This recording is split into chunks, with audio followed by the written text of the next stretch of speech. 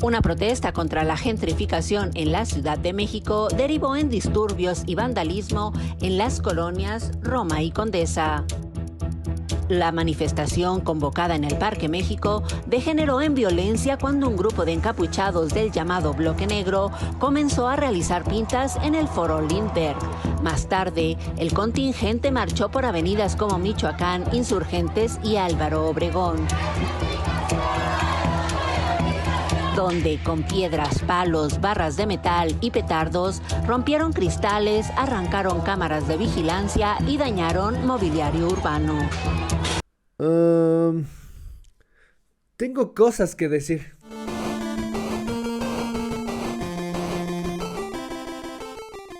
Bienvenidos a un nuevo episodio de Maldita Sea Konami. Me dicen Muñe, muchísimas gracias por estar aquí. Gracias por acompañarme en una nueva oportunidad de que usted me vea muy encabronado, porque en esta ocasión vaya que tengo razones para realmente presentarme ante usted muy enojado. Y aguántese, quédese conmigo, porque seguramente al final de este video va a ver cómo se me bota una vena de la frente, porque chingada madre, qué pendeja está la gente. Dios mío, ay Dios, qué estúpidos son muchos. Y miren, todo proviene desde la protesta que se realizó, muy entre comillas, que se realizó el pasado 4 de julio aquí en la Ciudad de México, específicamente en la zona de la Roma, de la Condesa, avanzaron hasta la Roma Sur, y así, ¿no?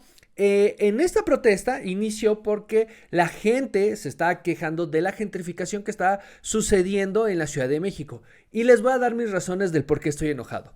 1. La gentrificación nos puede enojar totalmente, muchísimo. Usted se puede enojar, frustrar, pegarle a la pared porque ¿por qué chingados están gentrificando mi ciudad? ¿Por qué me desplazan si yo aquí vivía muy bien? Lo entiendo, es muy frustrante. Pero eso es una frustración vista desde el punto individualista. Es, ¿por qué me están afectando a mí? ¿Por qué yo tengo que ser víctima de este sistema que requiere más de mí mismo cuando yo ya pude lograr este nivel con lo que tenía, con lo que sé, con lo que aprendí? ¿Ok? Yo lo entiendo, debe ser muy frustrante y eso nos puede enojar no solo a mí, sino a ustedes también.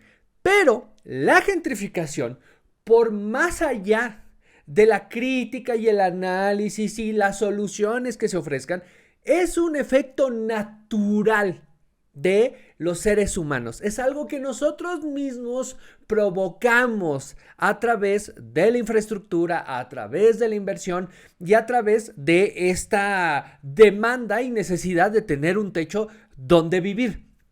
Tal cual.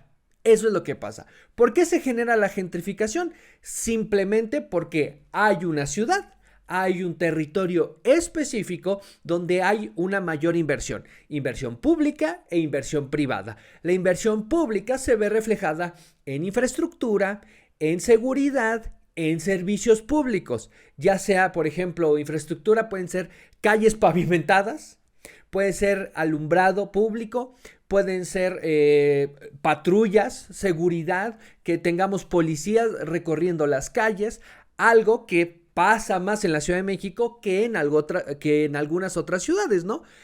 Por ejemplo, el porcentaje por 100,000 habitantes, no, por 1,000 habitantes, perdón. Por cada 1,000 habitantes, aquí en la Ciudad de México tenemos más o menos 1.7 policías por cada 1,000 habitantes. En otras ciudades de este país, ese promedio se reduce a menos de un policía por cada 1,000 habitantes. Por ejemplo, en Oaxaca hay 0.3 policías por cada 1,000 habitantes. En Zacatecas, creo, hay 0.7 policías por cada 1,000 habitantes.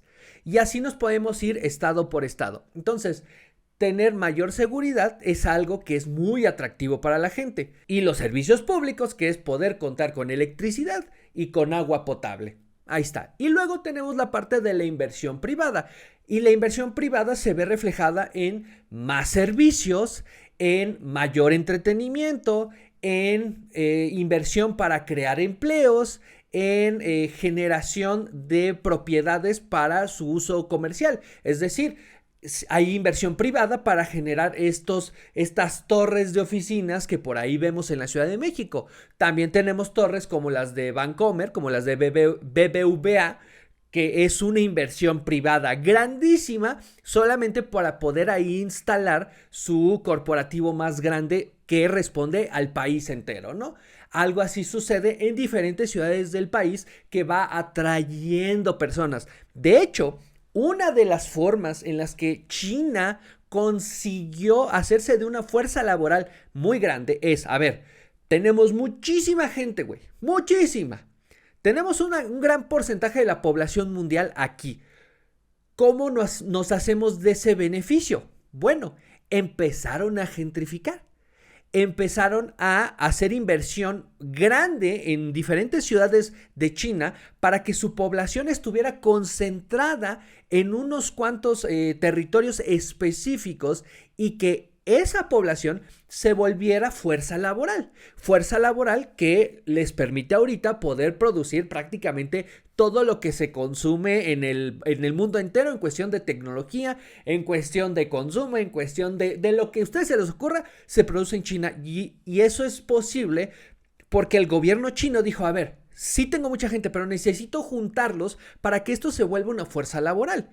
Eso pasa con la inversión privada en las ciudades que termina gentrificando, que genera tanto dinero que ofrece trabajos. Lo que pasa en diferentes ciudades es que llega al límite de su oferta de vivienda. Pasa en la Ciudad de México, pasa en Nueva York, pasa en Madrid, pasa en Sao Paulo, pasa, o sea, en China no ha pasado porque en China se dedicaron a construir departamentos a lo pendejo. Tú encuentras torres que ofrecen vivienda a 20,000 personas.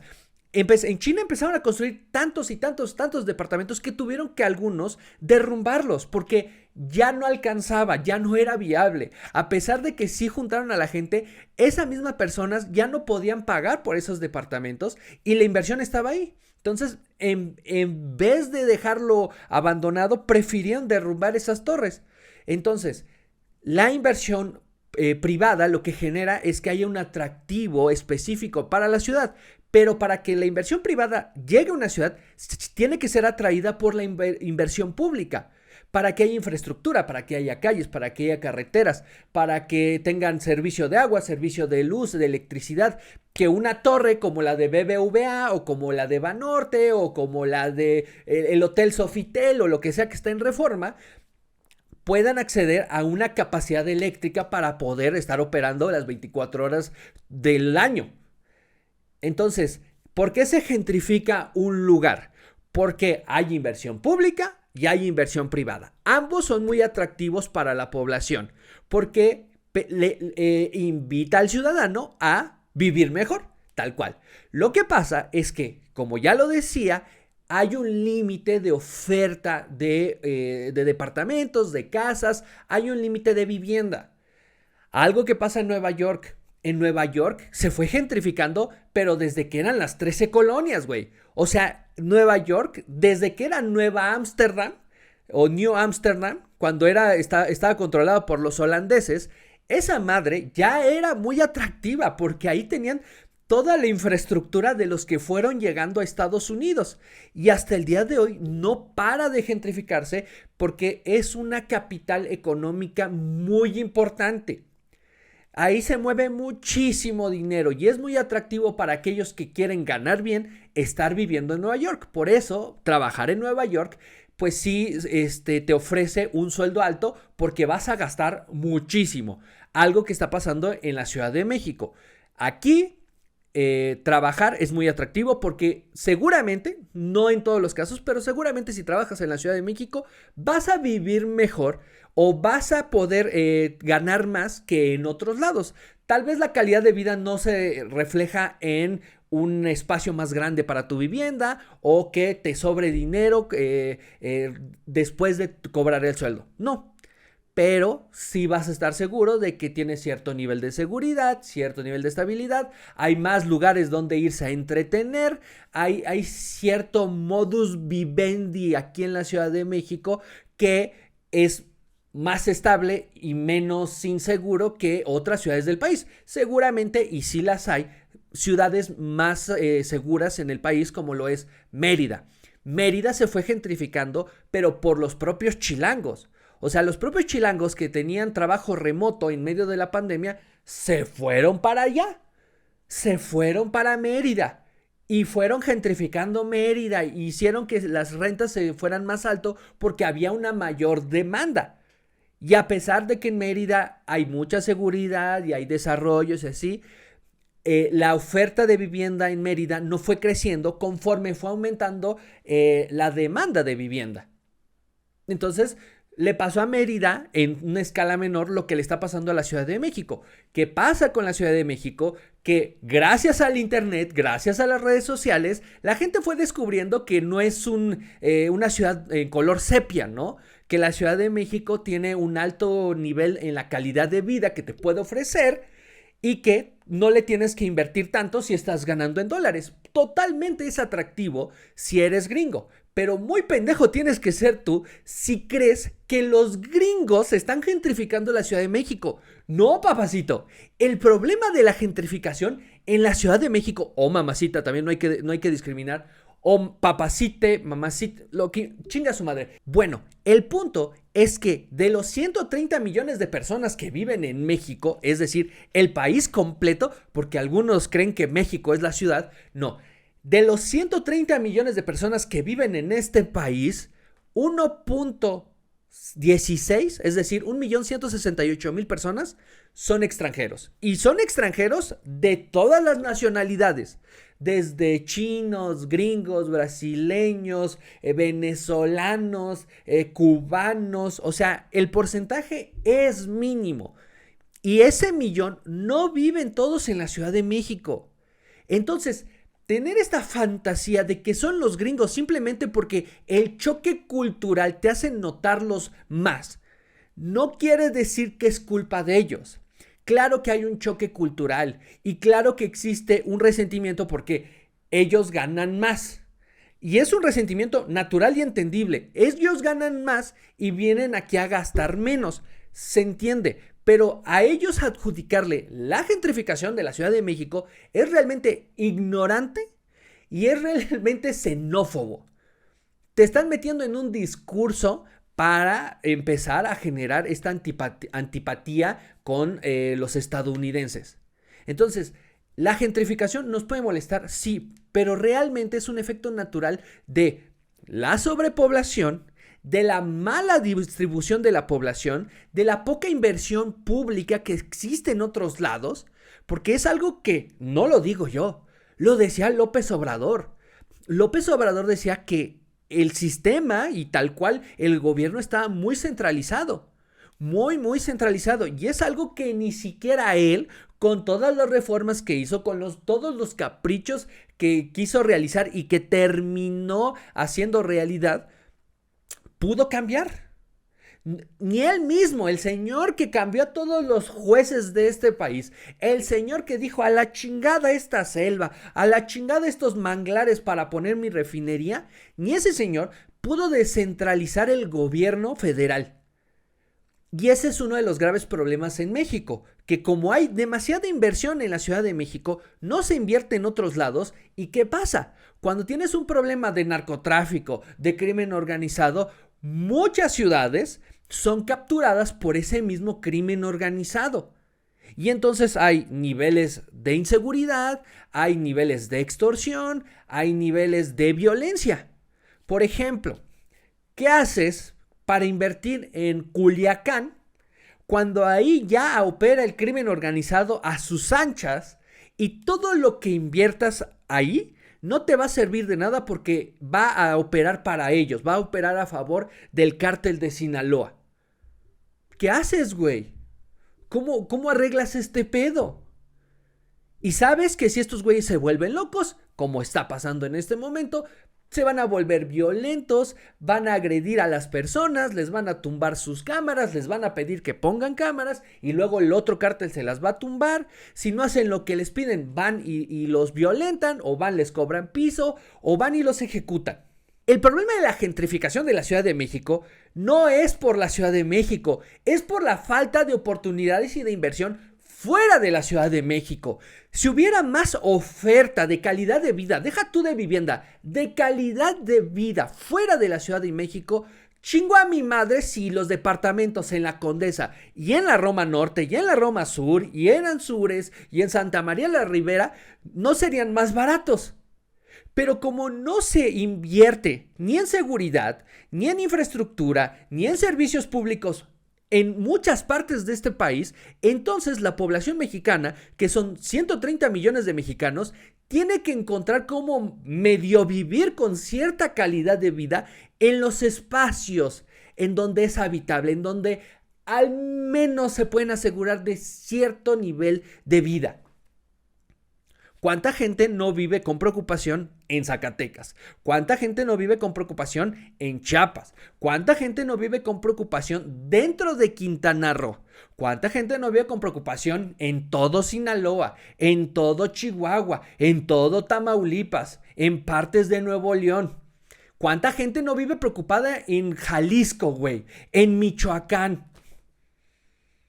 Si este país invirtiera en servicios públicos, en seguridad, en infraestructura, de una manera más generalizada y no en pendejadas tan específicas que no van a ningún pinche lado, eso podría atraer inversión privada y eso podría generar empleos. Y entonces tú no tendrías que recorrer 3 horas para llegar a tu trabajo que está en el corazón de la delegación Cuauhtémoc. Podrías ir a tu trabajo que está fuera de la ciudad.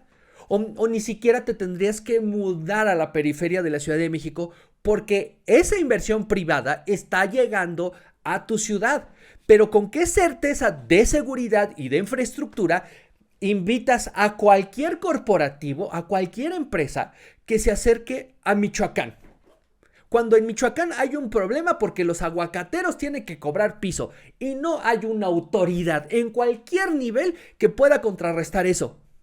¿Cómo invitas a cualquier otra empresa a que se mude a Michoacán a ofrecer empleo allá? Querétaro es un gran ejemplo y ni siquiera tenemos que tocar el tema de la seguridad. Querétaro tiene muchísimos parques industriales. Muchísimos, incluido está ahí el de Ricardo Anaya, ¿no? El que lo acusaban, que lo compró con corrupción y moches y la chingada. Pero entre ellos estaba, es parte de todos esos parques industriales.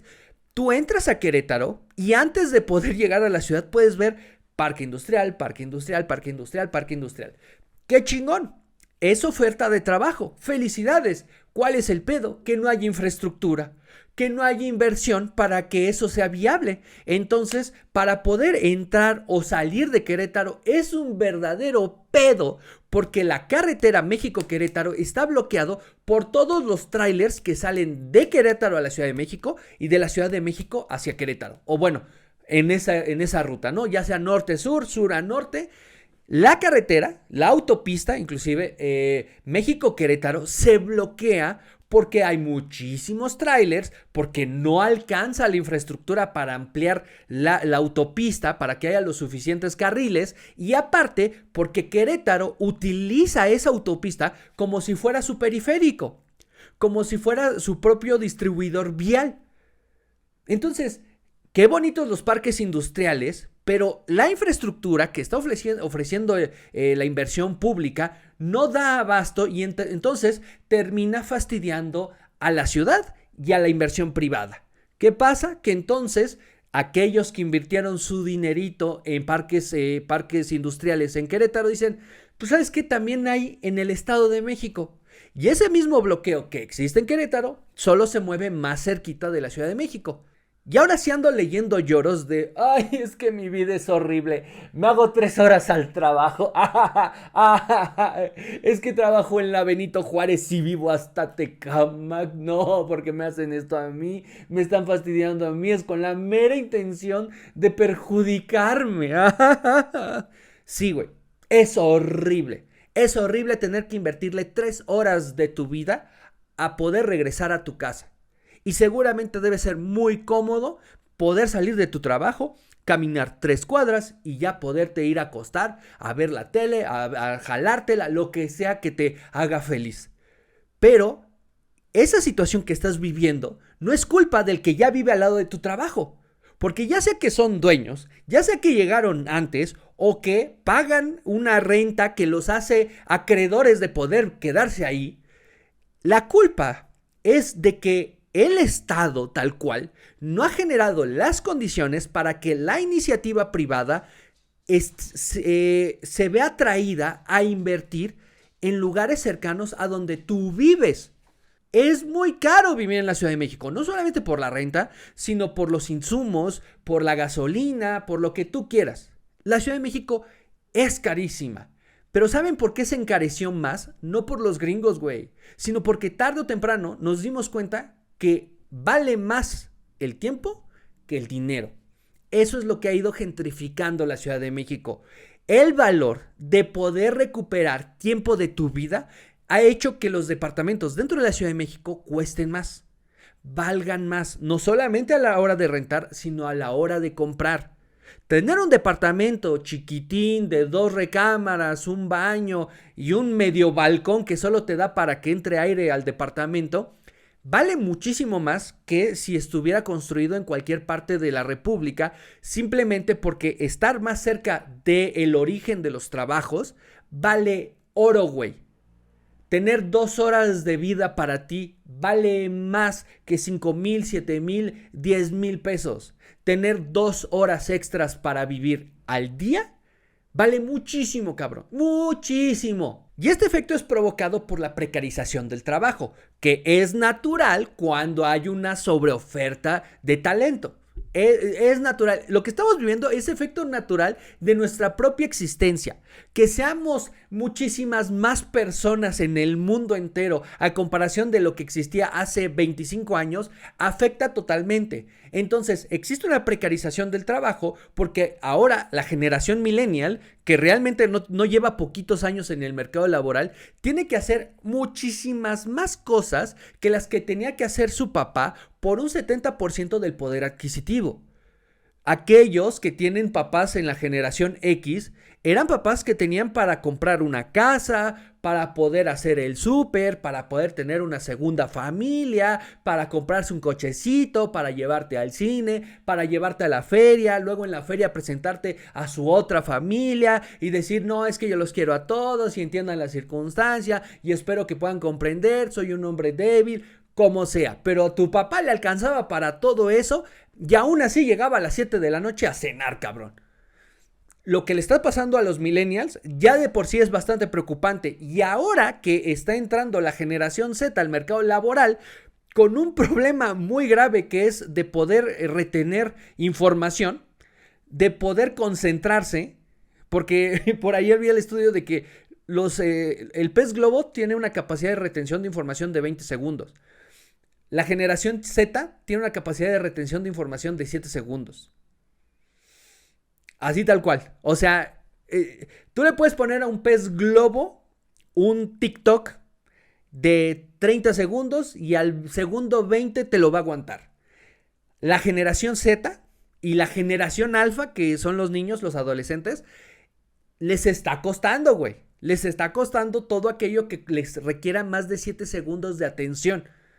Y es por eso que a la hora de entrar al mercado laboral pues están sufriendo mucho, sobre todo que su preparación fue en medio de la pandemia, lo cual lo hace aún más complicado porque no hubo conexión, no hubo relaciones personales, no hubo una preparación adecuada, no se vieron forzados a prestar atención a sus clases y aún así están graduados. Entonces hay un problema muy grave estructural que corresponde a la sobrepoblación, a la mala distribución de la población, a la precarización del trabajo, que es consecuencia de las dos primeras, y eso concluye en que el tiempo es más valioso, güey. Ahora tu tiempo vale más porque tienes que invertir demasiado en ganar no lo suficiente para vivir. Es por eso que muchas personas tienen su chamba y otra chamba extra. Tienen su chamba y un negocio aparte. Tienen su chamba y otro proyecto aparte. Hacen esto fijo y por fuera hacen otra cosa. Es muy común en la generación millennial tener una chamba y luego hacer otra cosa aparte. Por eso es que la generación millennial también tiende al freelance, porque le da la oportunidad de responder a 3, 4 clientes.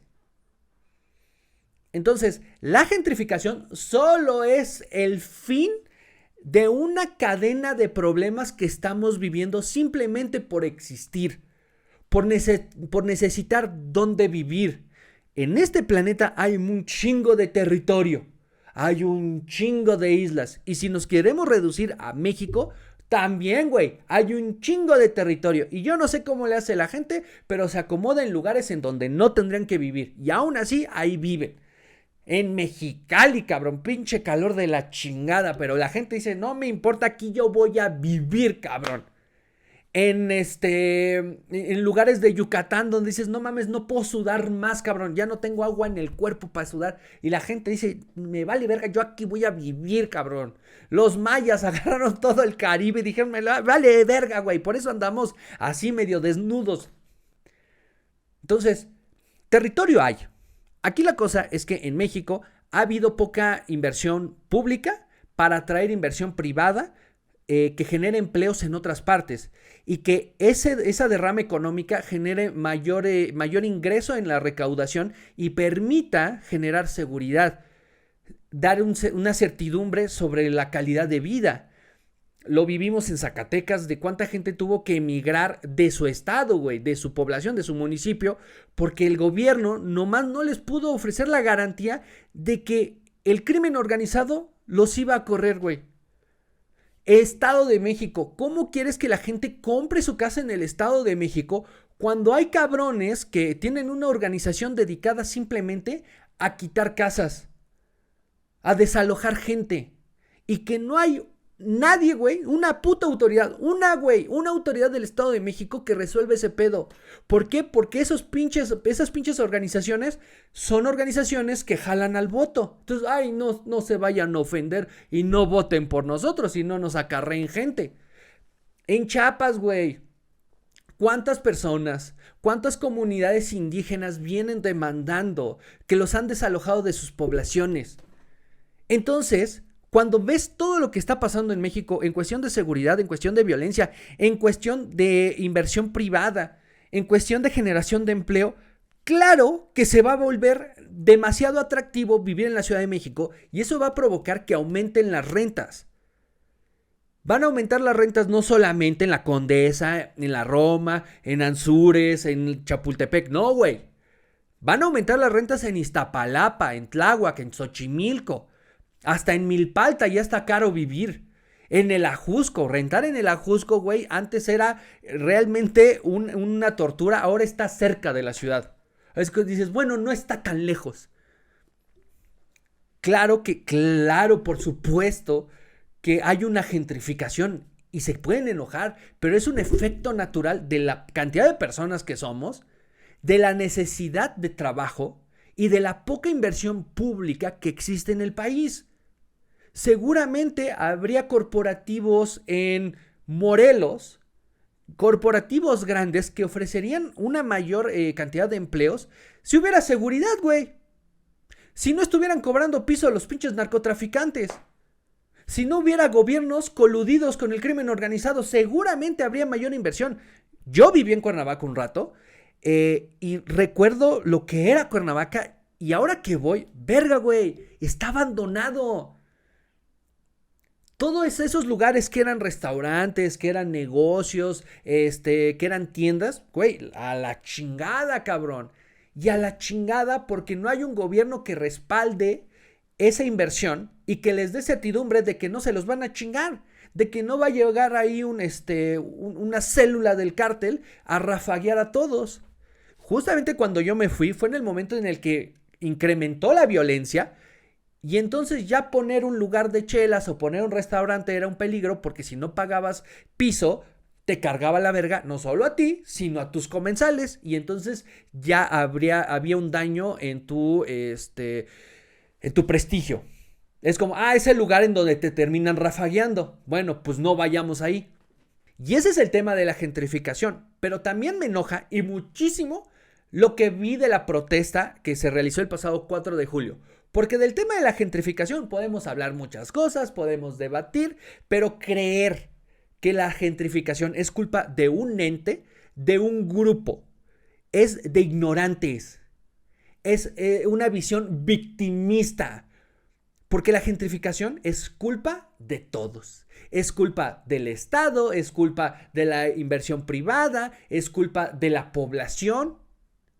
Es culpa de todos, porque a la hora de que todos queremos vivir en un lugar, evidentemente se le va a abrir el espacio a los que tengan la mayor posibilidad de pagarlo.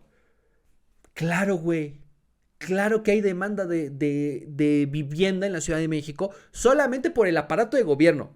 Deja tú inversión privada, contratistas, no. Solo por el aparato de gobierno se necesita vivienda para los diputados, para los senadores, para los integrantes del gabinete, para los que forman parte del gabinete pero de la Ciudad de México, para aquellos que son asesores de diputados, senadores, presidencia, jefa de gobierno.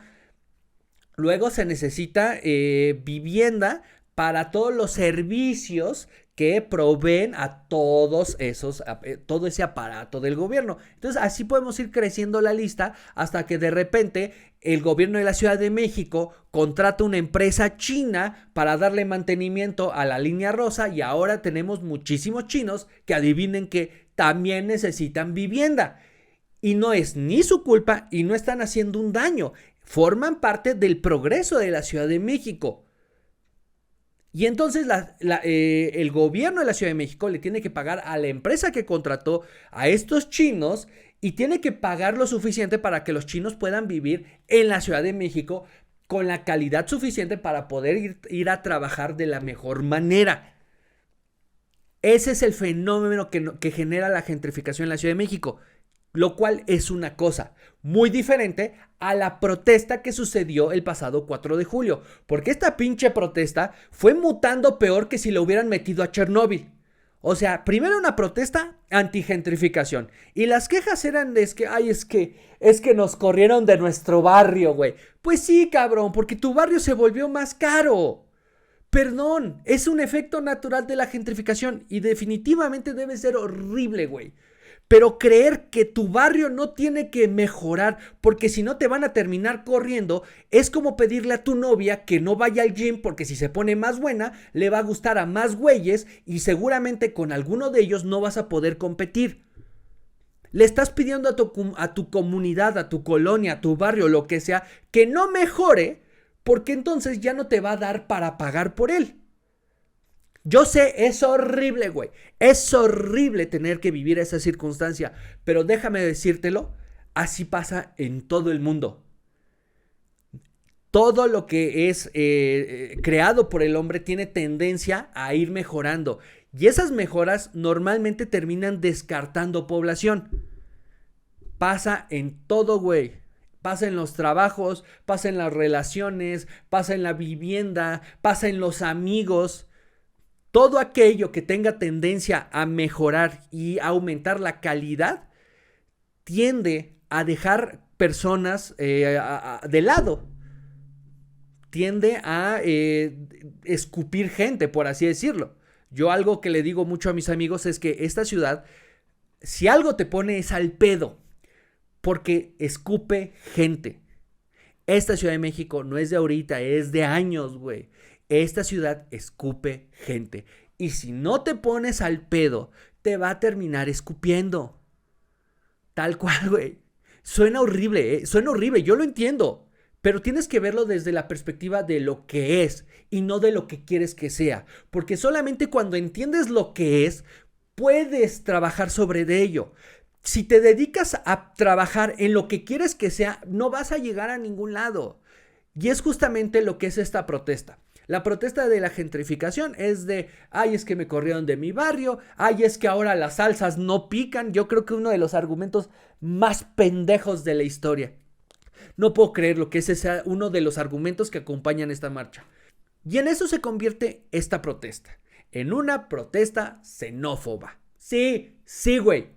Si hay xenofobia porque, ay, es que estos gringos nos están jodiendo, güey. Es una postura completamente ignorante, igual que la postura ignorante y xenófoba que tienen los gringos en Estados Unidos en contra de los mexicanos, creyendo que los mexicanos son los que les están metiendo drogas a sus comunidades.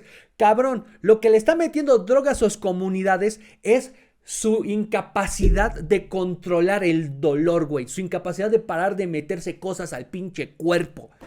Es eso lo que le está metiendo drogas. Pero es esta visión ignorante y xenófoba en el que antagonizan a los mexicanos y ahora los culpables de sus problemas son los mexicanos. Lo mismo está pasando acá en esa protesta que ahora se fue en contra de los gringos. Una protesta que inició como: ay, es que ya que dejen de gentrificar, me están corriendo de mi barrio, por favor acaben con esto. Protesta y demanda que a mi parecer es muy ingenua. Es muy ingenua porque, como ya lo expliqué, es un efecto natural de que vivan demasiadas personas, no solo en la ciudad, sino en el país. Entiendan que somos 130 millones de personas en México y de esos 130 millones, 28 viven en la Ciudad de México. Bueno, en el área metropolitana. En el área metropolitana, porque eso no considera Tláhuac y Milpalta. Entonces, somos un chingo, güey. Somos un chingo en un cachito de terreno. En un cachito del país. En el corazón del país estamos ahí todos, güey. Bien agarradotes. Y ya sea por la gentrificación, en contra de los gringos, para que liberen Palestina, en contra de Luisito Comunica, en contra de los negocios que no son mexicanos, lo que sea, lo que me enoja de esta protesta es que no va a ningún lado. La mera intención es violentar, es agredir, es estigmatizar, es señalar, es acosar. Porque neta, no puedo creer cómo en esta misma marcha, que es en contra de la gentrificación, de repente es en contra de los gringos y al mismo tiempo para liberar Palestina. Entonces, ¿creen que en una misma marcha van a lograr las dos cosas? ¿Que se va a generar presión para ambos? Entonces, yo entiendo por qué a cada marcha de estas le están metiendo el toque de la bandera de Palestina. Yo lo entiendo perfectamente. Porque es un candado, güey. Meterle a una de estas protestas que son violentas la bandera de Palestina es con la mera intención de poder descalificarte ad hominem. Es decir, si tú criticas a las protestas, eres sionista porque no estás de acuerdo en este movimiento que trata de buscar la liberación de Palestina. Pero ¿cómo chingados quieres conseguir la liberación de Palestina al mismo tiempo que quieres contrarrestar la gentrificación de la Ciudad de México? Escoge tu causa. Pero es un candado para entonces descalificarte, güey. Cuando no les das lo que quieren, entonces te saco el recurso de, mira, pero ¿y qué opinas de el conflicto Palestina e Israel? Cosa que le pasó a Armando Saucedo. Armando Saucedo, ustedes pueden estar de acuerdo con él o no. A mi parecer es un señor que trae demasiado pensamiento machirulo, que trae una perspectiva ahí muy de derecha y conservadora de lo que tiene que ser la familia y la pareja, pero es muy su pedo. Muy su pedo y yo estoy de acuerdo que opine lo que quiera opinar y que aquellos que estén de acuerdo con él estén de acuerdo con él en todo lo que quieran estar de acuerdo. Este señor fue a pararse a la protesta y estuvo de acuerdo en que hay una gentrificación en la Ciudad de México y que tiene que parar. El momento en el que la entrevista se distorsiona fue cuando les da el argumento de que fue la propia Claudia Sheinbaum la que invitó a los nómadas digitales a mudarse a la Ciudad de México. Y entonces, cuando le saque ese argumento, ahí viene el candado. Quien generó la mayor crisis de migración, llamándoles nómadas digitales, fue la presidenta actual. Ella fue, 2020, durante el tema del COVID, hizo un programa y cuadró todo esto con Airbnb para atraer una gran cantidad de nómadas digitales. Y hay mucha gente aquí pro Morena que lo está defendiendo, güey. Entonces, pregúntame, generaron un problema, no tienen una solución y hoy estamos viviendo ese problema y mucha de esta gente sigue votando por el partido que trajo ese problema. Claro. Entonces, muchas veces me dicen, es que no entiendes el problema de la gentrificación. ¿Yo? O mucha gente no entiende ni siquiera de dónde viene. porque quien generó esa llegada de muchos nómadas digitales fue Chainbound con su acuerdo que hizo con Airbnb y que está en cualquier nota que la pueden buscar del 2020. Entonces, para mí hay que meterle a la investigación para entender a quién tenemos que a quién tenemos que reclamarle, ¿no? Y cambiando un poquito de tema, hermano, ¿qué opinas actualmente de la guerra entre Israel, Irán y Palestina? Bueno, que probablemente puede derivar en una tercera guerra mundial. ¿Tú crees que esto sea posible? ¿Qué tiene que ver una cosa con la otra? Nada, güey. Pero es el candado para descalificarte. Porque si no condenas los ataques de Israel contra Palestina, es porque tienes que ser un sionista. Y si quieren mi opinión en este momento, ¿saben qué? Mi postura es la misma que mi presidenta. Yo soy tan tibio o contundente como lo sea mi presidenta. Ahora, ¿quieren una idea? Si ustedes tanto quieren resolver el problema entre Israel y Palestina y creen que eso lo tienen que meter en cada pinche protesta que hay en este país, adelante. Aquí les va mi idea. ¿Por qué no le presionan a la presidenta de que uno, presente una postura firme de qué lado está? Dos, que entonces se active para mandar a todo el ejército mexicano, güey. Todos los elementos del ejército mexicano aterricen en Palestina y entonces protejan a Hamas. Ahí está, güey. Ahí está la idea. Yo estoy con lo que diga mi presidenta, ¿eh? Pero si quieren una idea, ahí está. Todo el ejército mexicano, mándenlo. Porque Benjamín Netanyahu no se va a frenar porque no compran los productos sionistas. Ya lo vieron, güey. Ha habido presión por parte de diferentes gobiernos de diferentes partes del país y no pasa nada.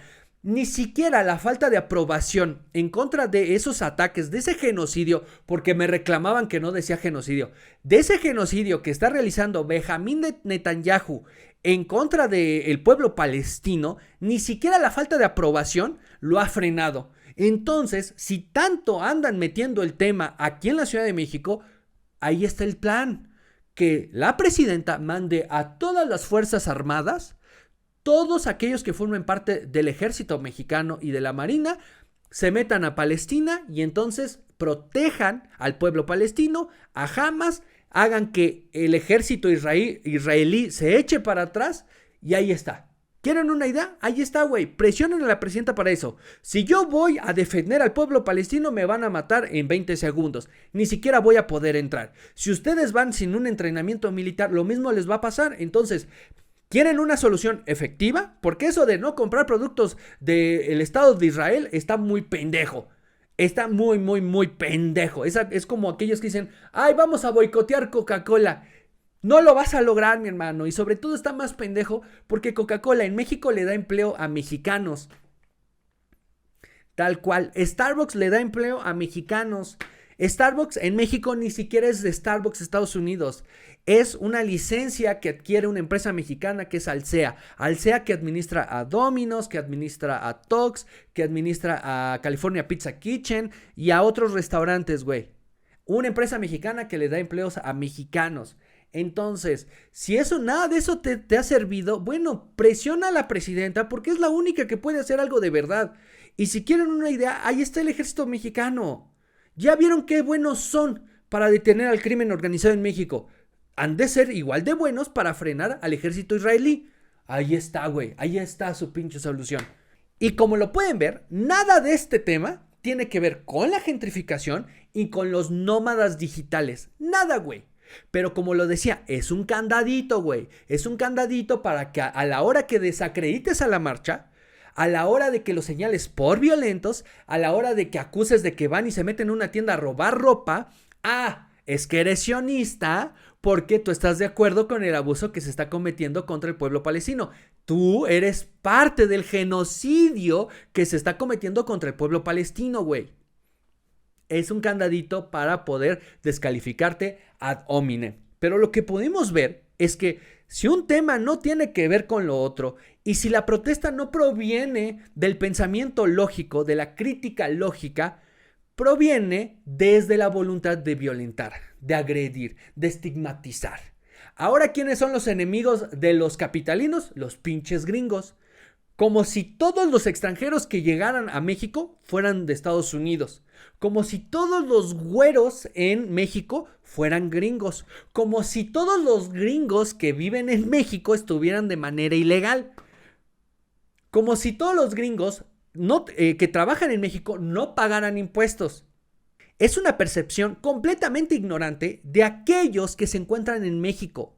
Porque si tú ves a un grupo de 7 gringos caminando juntos en la Condesa, muy pendejo tienes que ser para creer que los 7 viven aquí. Si te encuentras un grupo de güeros en el turibús, muy pendejo tienes que estar para creer que ese grupito vive en México y dicen, ay, ¿sabes qué? Hoy me muevo en el turibús. Muy pendejo tienes que creer para que todo aquel que hable inglés en una cafetería es enemigo de los chilangos. Pero nunca se trató de eso. Se trató de violentar, de agredir y de generar una conversación. Una conversación que va a provocar que resalga la xenofobia de muchos mexicanos. Y que no se trata de que están a favor o en contra del gobierno. Es de que el mexicano sí tiene esta xenofobia allá adentro que tenemos que luchar contra ella. Porque cerrarle las puertas a los estadounidenses es cerrarle las puertas al mundo. Y no por lo que representan ellos, sino porque nos vemos chauvinistas, ultranacionalistas, ignorantes. Creer que el dinero de un gringo le hace daño al país es creer que el dinero de un noruego, de un australiano, de un argentino, de un brasileño le hace daño al país. Es lo mismo, cabrón. Es igual de pendejo y de ignorante. Lo que buscaba esta marcha, con los ataques, con la violencia, con los saqueos, era generar una conversación en redes sociales para activar la xenofobia, güey. Para que esas voces dentro de las redes sociales se activaran y empezaran a generar un discurso antigringo, antiamericano. Porque extrañamente todo se centró en pinches gringos, gringos culeros, gringos gentrificadores. Cabrón, como si la gentrificación no fuera simplemente por todos los que tienen más dinero que todos los demás. O sea, no todos los que gentrifican en la Ciudad de México son extranjeros. También son los ricos, los muy ricos. Y gran parte de esos ricos forman parte del gobierno o tienen negocios con el gobierno o hacen amistad con el gobierno. Pero todo se centró en pinches gringos. Y entonces en redes sociales ya se subieron muchos al caballito de, claro, es que son los gringos los enemigos de este país. Claro, los que nos están pasando a joder son los gringos. Si el departamento en donde yo vivía ahora es más caro, es por los pinches gringos. No, güey, el departamento en donde tú vivías se volvió más caro porque ahora hay más demanda de vivienda. Porque ahora vale más el tiempo que puedes tener libre. Porque ahora el tiempo vale más que el dinero. Nos tardamos muchísimo tiempo porque eventualmente las generaciones anteriores a la millennial tenía tiempo para disfrutar de su ingreso, tenía tiempo para disfrutar de su familia. A partir de los millennials y hacia adelante, lo que nos escasea es el tiempo, güey. Por eso tener tiempo vale más. Por eso es que la inteligencia artificial se vuelve muy valiosa, porque te puede ahorrar tiempo.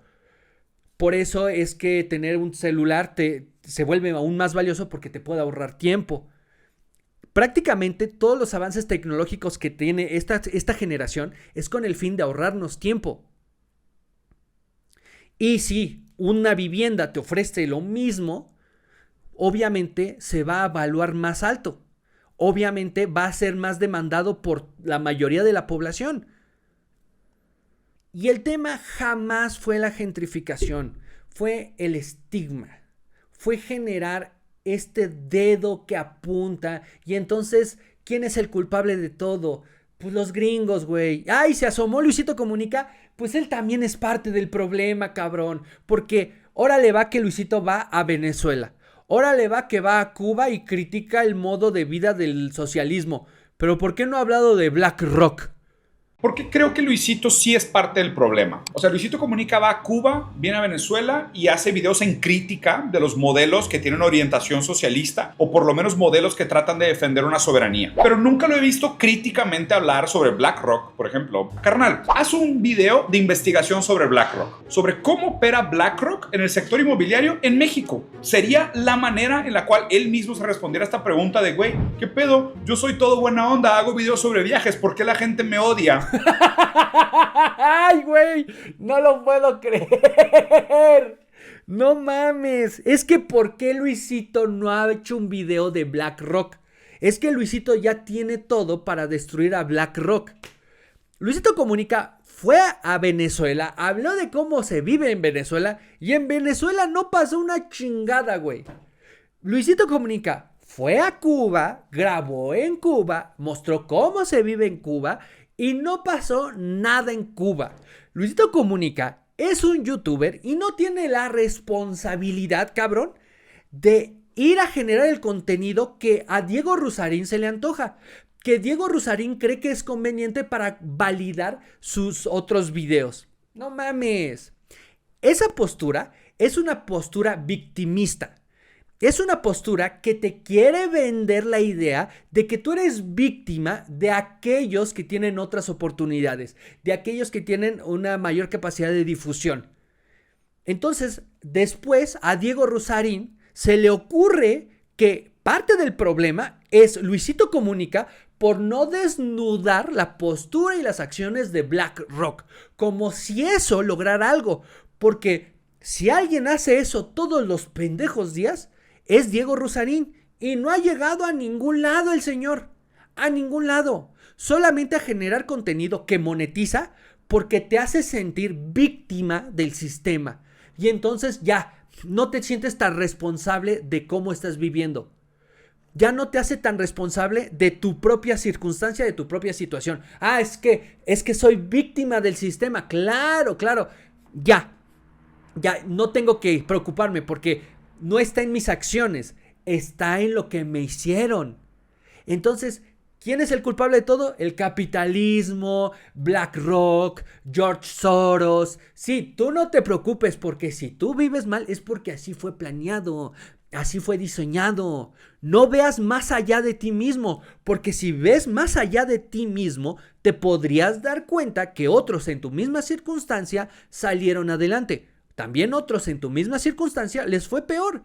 A lo mejor tomaron decisiones o tomaron acción en detrimento de su vida. Pero también hay otros que en la misma circunstancia o con mayores obstáculos salieron adelante, güey. Seguramente no hay todos los lugares para que todos salgan adelante. Y es muy equivocado pensar que el pobre es pobre porque quiere, definitivamente. Pero ese tipo de pensamiento normalmente te invita a buscar los discursos que te victimizan. Ya sea el de López Obrador, que, ay, es que el PRIAN te quería pobre, güey. Es que es el PRIAN el que te quería pobre. O Diego Rusarín, el que te dice, no, es que es el mercado, güey, es BlackRock. BlackRock te quiere en la calle, güey. Ninguno te dice, es que el gobierno no invierte en seguridad y no invierte en infraestructura, no atrae a inversión privada para que haya trabajo cerca de donde vives, güey. No que te estés peleando un departamento de 50 metros cuadrados con otros 40 cabrones. No, nadie te dice eso. Y entonces aparece Diego Rusarín con sus 5 soluciones. Primero, al Airbnb, control de rentas, vivienda popular estatal, no especulación inmobiliaria a capital extranjero y a puta madre BlackRock. 5 estrategias sutiles, diplomáticas y buena ondita para frenar la gentrificación en la Ciudad de México. Ahí están las soluciones de Diego Rusarín. 1. Mandar a la verga a Airbnb. ¿En qué va a solucionar que haya menos competencia en el hospedaje? ¿En qué va a funcionar eso? ¿Que ahora la única opción de hospedaje sean los hoteles? Si lo único que generó Airbnb es un atractivo turístico. Ahora hay una regulación para que ciertos días del año, es decir, no se pueda rentar un departamento todo el año a través de Airbnb. Eso es bueno. Es el gobierno regulando el negocio del hospedaje a través de estas plataformas. Está bien la regulación. es propicio. Y lo que hizo Claudia Sheinbaum en el 2022 de atraer a nómadas digitales es muy inteligente porque es traer a gente que gana dinero en dólares y lo gasta en México, güey. Sería el turismo de trabajadores remotos o nómadas digitales. La Ciudad de México está ya mostrando que es una de las 20 ciudades del mundo que ha sido elegida por la gente como el lugar a donde quieren desarrollar sus actividades. Es más, es una invitación a que todos los trabajadores remotos del mundo entero vengan a la Ciudad de México a vivir esta ciudad que lo tiene todo. Es tal cual la derrama del turismo que sucede en Cancún, en Puerto Vallarta, en Mazatlán, en Los Cabos, pero de una manera constante, que no solo paguen el hospedaje y las comiditas y los restaurantes, no, que vayan al súper, güey, que paguen la luz, que se hagan de servicios de internet, que tengan como todos sus gastos comunes en México, güey, y que eso se vuelva ingresos para los mexicanos. ¿En qué aspecto eso puede joder al país? Esas son las 5 propuestas que nos deja Diego Rusarín para dejar de gentrificar la Ciudad de México. Extrañamente, ninguna de ellas es dejar de vivir en la Ciudad de México. Ninguna de esas propuestas es invertir fuera de la Ciudad de México. Es promover la vivienda fuera de la Ciudad de México. Es incentivar la inversión fuera de la Ciudad de México. Ninguna, güey. Toda es someter a aquel que te está pasando a chingar. Vamos a someter a Airbnb. Vamos a someter a aquellos que te rentan su departamento, su propiedad. Vamos a someter a aquellos que tienen terrenos para que el gobierno ahí construya vivienda popular. Y al final de todo, vamos a someter, no sé cómo, a BlackRock. ¿En qué momento esa es la pinche solución?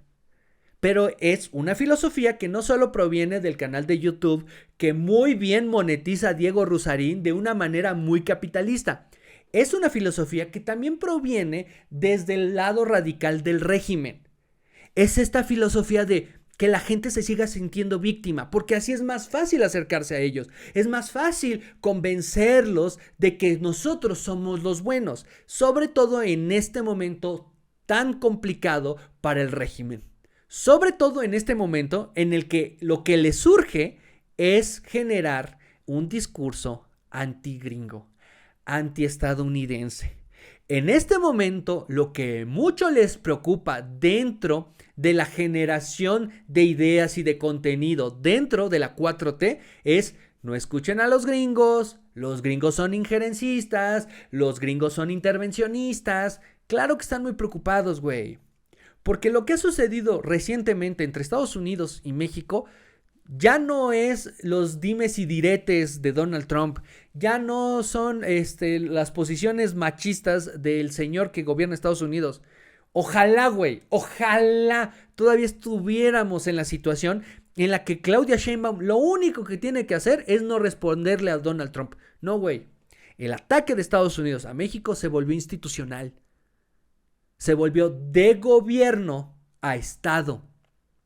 El gobierno de Donald Trump está tratando de desarmar al Estado mexicano porque lo que han descubierto es que tienen al Chapo, tienen al Mayo, tienen a Caro Quintero, tienen a 2 hijos del Chapo, tienen a un hijo del Mayo, tienen no sé cuántos narcotraficantes entre sus cárceles. Tienen un chingo, güey. Y aún así, el fentanilo sigue entrando a Estados Unidos. Y el dinero del fentanilo sigue cruzándose a México. Igual, güey. Igual. ¿Ya no habrá tantas muertes por culpa del fentanilo? Seguramente. Pero porque le frenaron a la receta, porque se le estaban muriendo sus consumidores. Pero de que es un problema el consumo de fentanilo en Estados Unidos, es un problema. Y a pesar de que han capturado a Ovidio, al otro Joaquín, a Joaquín el Chapo Guzmán, al Mayo, a Caro Quintero, a Genaro García Luna lo tienen. Güey, tienen no sé cuántos detenidos que son parte de México y el pedo no para. Entonces ahora Estados Unidos está atacando institucionalmente al Estado mexicano. ¿Cómo? Primero, le quitamos visa a los gobernadores. Hasta el día de hoy solo sabemos que se le han quitado a Marina del Pilar y al presidente municipal de Puerto Peñasco. Pero no sabemos, porque no los hemos visto cruzar la frontera, de muchos otros gobernadores de México. Luego está lo que vivimos hace unas semanas del bloqueo a Cibanco, a Intercam y a la casa de bolsa de Vector.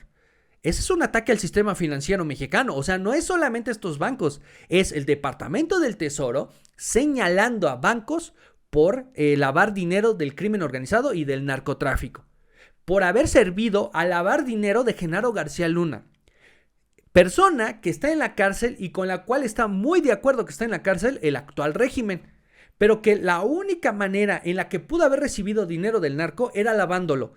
Y si no fue a través de Vector, ¿en dónde más? Porque ese dinero se tuvo que haber bancarizado. Ese dinero tuvo que haber entrado a algún lado para que se moviera a diferentes paraísos fiscales.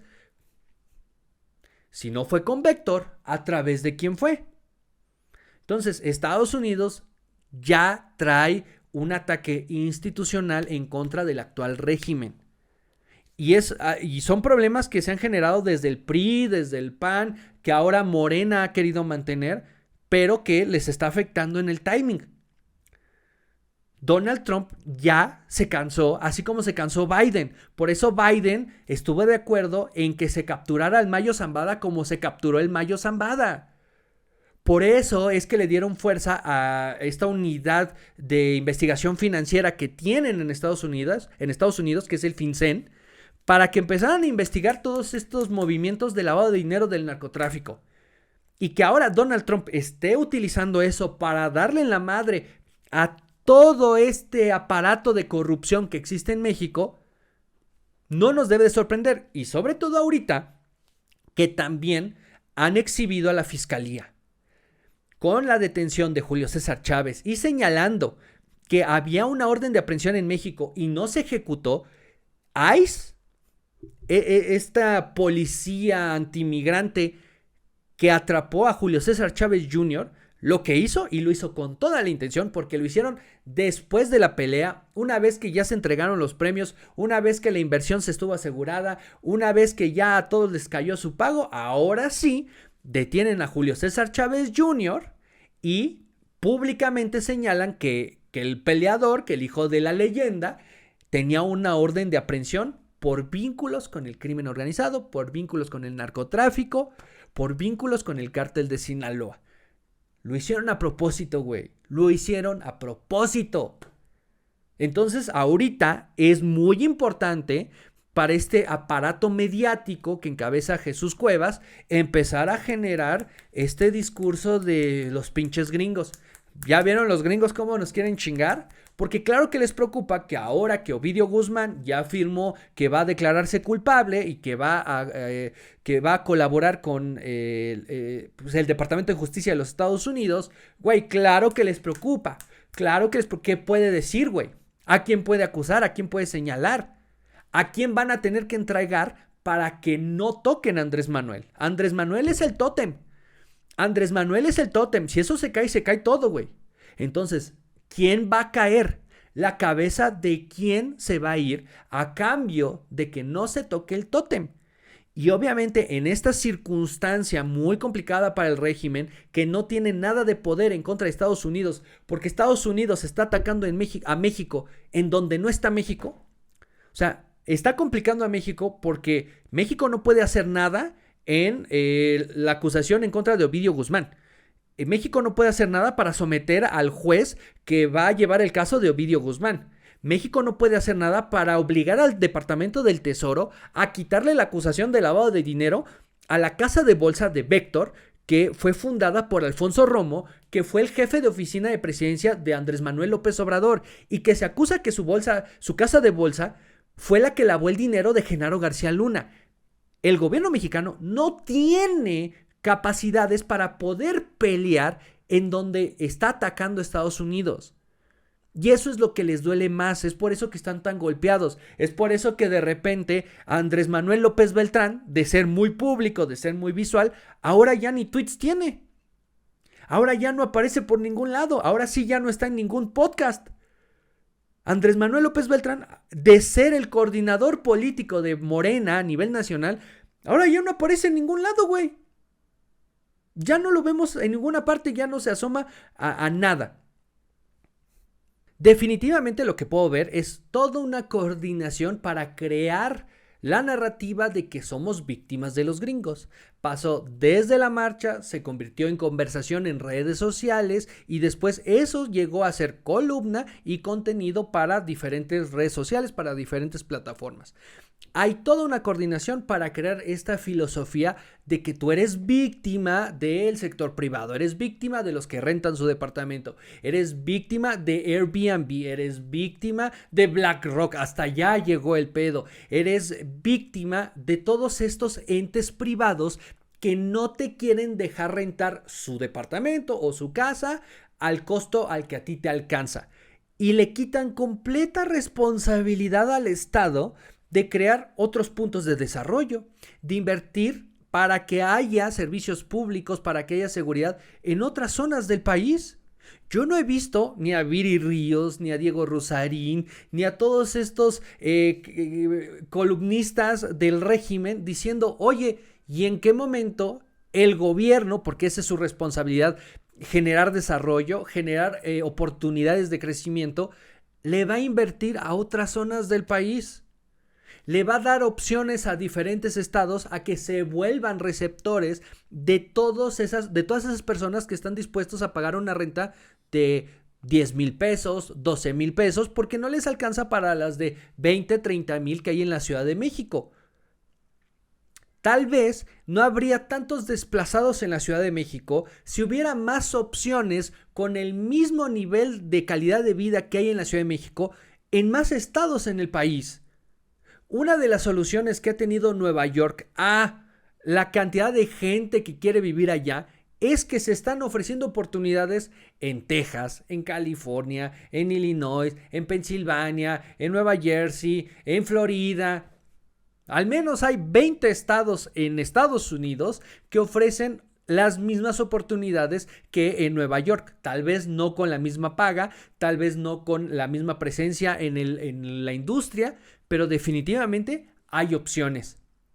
Algo que no está pasando en México. Un ejemplo chiquitito. La producción de televisión, la producción audiovisual, es algo que pasa en todo el país. En todo el país llega la televisión, a todo el país llega el internet, pero extrañamente se ha concentrado y se ha centralizado la producción audiovisual en la Ciudad de México. ¿Pasa en Monterrey? Claro que hay producción de televisión en Monterrey, pero aún que Multimedios tiene producción televisiva en Monterrey, tiene sus oficinas en la Ciudad de México. Milenio Noticias a nivel nacional se produce en la Ciudad de México. Todo el país recibe televisión y aún así no todo el país produce televisión, no todo el país produce contenido, no todo el país tiene la capacidad de producir ni siquiera su noticiero local. Entonces, claro que si no hay más oportunidades en más estados del país, por supuesto que va a haber una sobredemanda de vivienda en donde sí las hay. Y eso que les digo de la televisión pasa en el sector financiero, pasa en el sector de la ingeniería, pasa en el sector de la arquitectura, pasa prácticamente en cualquier industria. Todas estas posturas que se tratan de someter al sector privado, someter a los que invierten su dinero, su propiedad, para el beneficio de aquellos que no les alcanzan, para así quitarle responsabilidad al Estado, son propuestas que son vacías, que no van a ningún lado. Son propuestas que provienen desde lo que deseo que suceda y no desde lo que es. Y como ya lo dije, si no ves un problema desde lo que es, jamás le vas a encontrar solución y siempre vas a vivir frustrado porque nunca va a ser lo que tú deseas. Es frustrante totalmente, pero es la realidad. No podemos luchar desde el idealismo, no podemos luchar desde, es que yo deseo que sea así, pero que el Estado no se tenga que esforzar. Que se someta a Airbnb, que se someta los que rentan su departamento, que se sometan los que tienen terrenos en donde se pueden construir departamentos, pero que el Estado no se haga responsable de ofrecer otros puntos de inversión, otros puntos de desarrollo económico, que no se meta a que realmente haya seguridad en todo el país, para que entonces sí las empresas digan, me salgo de la Ciudad de México y pongo mi empresa en San Luis Potosí. Me salgo de la Ciudad de México y pongo mi empresa en Tlaxcala. Me salgo de la Ciudad de México y pongo mi empresa en Oaxaca. No, esa responsabilidad nunca se la cargan al Estado. No es que el Estado sí tiene que ser regulador, pero no hacerse responsable. Sí, el Estado tiene que someter a los entes privados, pero una vez que lo someta, nada de lo que suceda a continuación es su responsabilidad. No le puedes cargar al régimen nada de lo que suceda. Ellos no pueden ser responsables de nada. Lo que ha pasado en cuestión de la gentrificación es culpa de el PRI, es culpa del PAN, es culpa de Morena. Y ninguno de los tres se hace responsable de ese pedo. ¿Quieren que se acabe la gentrificación? ¿Quieren bajar los precios para vivir en la Ciudad de México? Empiecen a invertir en otros lados. Aseguren servicios públicos, aseguren pavimentación, aseguren alumbrado, aseguren seguridad. Y van a ver, güey, cómo se empiezan a salir empresas y empiezan a ofrecer empleos en diferentes estados. Y van a ver cómo en esos estados va a aumentar el precio de la vivienda. Y van a ver también cómo esa derrama económica va a aumentar la calidad de vida de los que ahí viven. Y eventualmente los que ahí viven se van a quejar de que están siendo desplazados. Y es un ciclo sin fin, porque al final la gentrificación es un efecto natural de la humanidad. Lo puedes odiar, lo puedes despreciar, te puedes quejar, pero es como pelearte con el aire. Es como pelearte con la necesidad de comer, es como pelearte con la necesidad de respirar de los seres humanos. Es parte natural de que todos los humanos necesitamos dónde vivir. Todos, güey. Y si en una familia en los años 80 había 4 integrantes, papá, mamá, hijo e hija, a los 40 años van a necesitar 3 casas, güey. Van a necesitar la casa para papá y mamá, la casa para el hijo y la casa para la hija. Y eso considerando que papá y mamá no se separaron, porque entonces necesitas 4 casas. Es la necesidad aparte de la población. Si la población va creciendo, va aumentando la necesidad. Y si la necesidad va aumentando, la oferta se va a ir encareciendo. La oferta de vivienda se va a ir encareciendo y entonces solo algunas personas van a poder acceder a él, porque la vivienda está limitada. Está limitada y es natural que esté limitada en un lugar donde acceder al agua es tan complicado. Claro, en la delegación Cuauhtémoc, donde están los 3 poderes, en donde está el gobierno, en donde están muchas inversiones, pues no falta el agua. Pero en otros lugares como Iztapalapa, pues claro que sí lo falta. Entonces, si empezamos a construir más y más departamentos en la Ciudad de México, no se va a resolver el problema. Aunque ustedes construyan su vivienda popular, hay muchos otros problemas que vienen ligados a la construcción de vivienda, que no es solamente que haya más departamentos, más vecindades, más unidades, no. Hay un límite de vivienda, porque chingados no estamos atrayendo esa inversión a otros lados del país. Tenemos 1,693 millones de kilómetros cuadrados de territorio. ¿En serio no podemos encontrar más territorio? ¿Y en serio no le podemos dar certidumbre a la gente en esos territorios? ¿No podemos ofrecerle seguridad, servicios básicos? ¿En serio? ¿De verdad? Y créanme que hay territorios de donde ponerlos. Tenemos Hidalgo, tenemos Querétaro, tenemos San Luis Potosí, tenemos lugares como Aguascalientes. Son lugares en los que no tienes que deforestar como lo han hecho en la península, y puedes construir vivienda, y puedes poner parques industriales, y puedes llevar corporativos, y puedes llevar inversión privada. Pero para eso les tienes que asegurar a todos esos estados que van a tener seguridad. Incluyan Guanajuato, incluyan Jalisco, incluyan tenemos Colima, Que bueno, Colima es muy caliente, pero al menos esos estados que mencioné al principio son estados que tienen buen clima, que tienen mucho territorio, que tienen espacio para construir y que tienen oportunidades para desarrollo. Pero no lo quieren hacer, güey. No les interesa. Entonces es mejor llevar el discurso de vamos a someter a Airbnb, que no haya competencia en el hospedaje, vamos a someter a los que rentan su departamento, que no puedan pagar el préstamo por ese departamento, vamos a someter a aquellos que tienen terrenos para que los entreguen para construir viviendas populares y entonces que en esas viviendas populares pues no se asegure la calidad de vida de los que ahí viven, ¿no? Y luego vamos a chingarnos a BlackRock, no sé cómo, güey. O sea, no sé cuál es el plan para que BlackRock vaya a chingar a su madre. Pero todo se trata de una postura de vamos a someter al ente privado para quitarle responsabilidad al Estado. A pesar de que el Estado cobra su parte en los impuestos para solucionar esos problemas, para proveer de bienestar, para atraer la generación de empleo, para atraer inversión privada. Y este gobierno lo que más ha hecho es generar todo lo contrario. Incertidumbre financiera, ha generado desincentivar la inversión privada, no sabes en qué estamos parados, no sabemos si un lugar que era seguro ya no lo va a hacer. ¿Por qué le apostarías a quitarle más responsabilidad al Estado mexicano? La gentrificación es un efecto natural de la sobrepoblación y de la necesidad de un empleo, de ingresos y de poder recuperar tantita vida después de trabajar. Es natural. Pero lo que yo estoy viendo es que hay una coordinación filosófica para crear este caldo de cultivo, esta idea de que nuestros enemigos son los gringos, de que nuestros enemigos son aquellos que vienen desde Estados Unidos. Y si aquellos que vienen de Estados Unidos son nuestros enemigos, lo que nos digan también lo tiene que ser.